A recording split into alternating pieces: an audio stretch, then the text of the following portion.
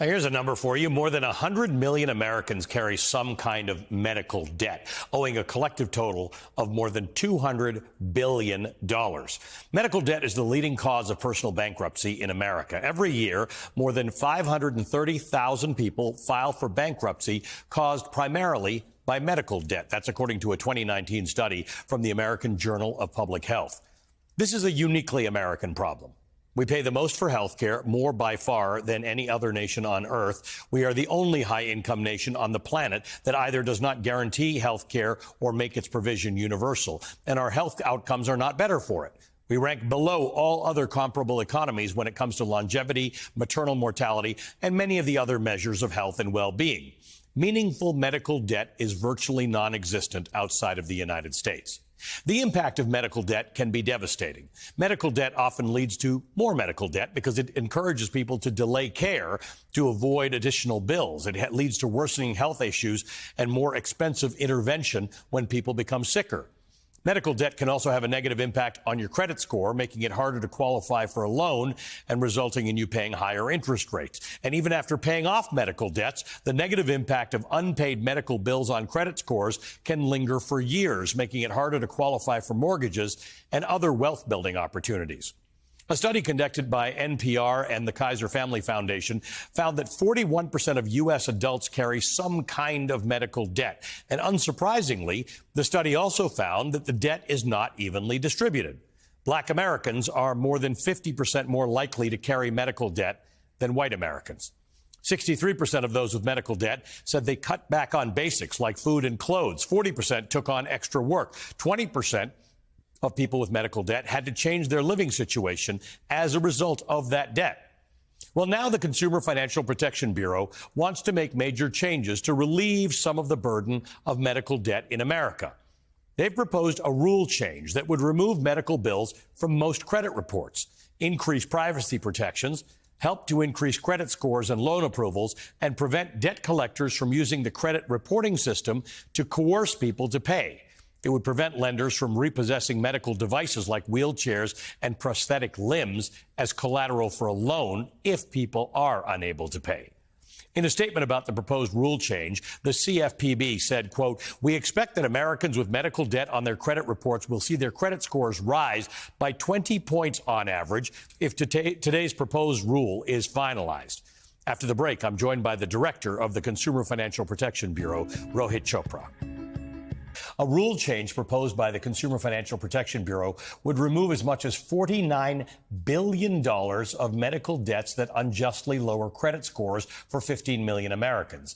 I'm joined now by the director of the Consumer Financial Protection Bureau, Rohit Chopra. Rohit, good to have you on the show. Thank you for being with us. Great to see you, Ali.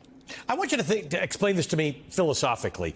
On one hand, there are those of us who think that a lot of people shouldn't have this medical debt in the first place. If we had a better system of being able to insure people or have them insured in better ways, we wouldn't have it. Your rule is not talking about wiping out debt. It's talking about having it have a less deleterious effect on people in their financial lives.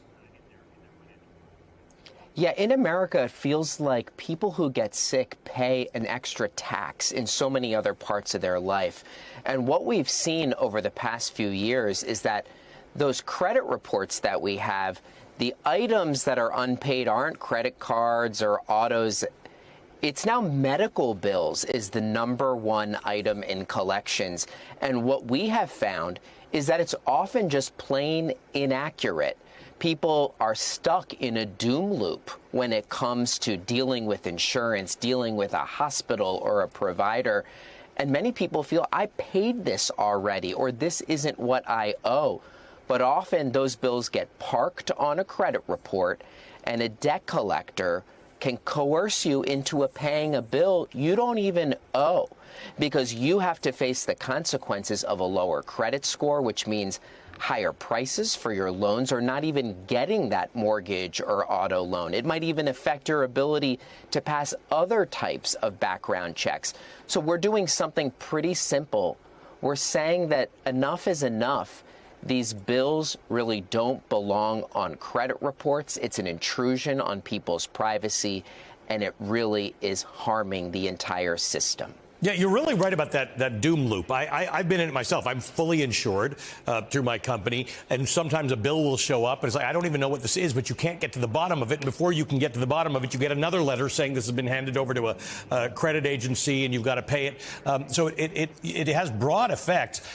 What it does have an effect on is people's ability to build wealth, because if your credit score is negatively affected, you then can't undertake some of those things that you'd need in order to make yourself more prosperous, including possibly buying a car on a loan or certainly buying a house. Yeah, when your credit score or credit report is dinged unfairly, that jacks up your monthly bills on so many other things. Your credit card interest you end up paying could be higher. The mortgage, you may not even get one. And we anticipate that our proposed rule will actually help so many more people qualify for those loans. And here's what's so interesting, Ali.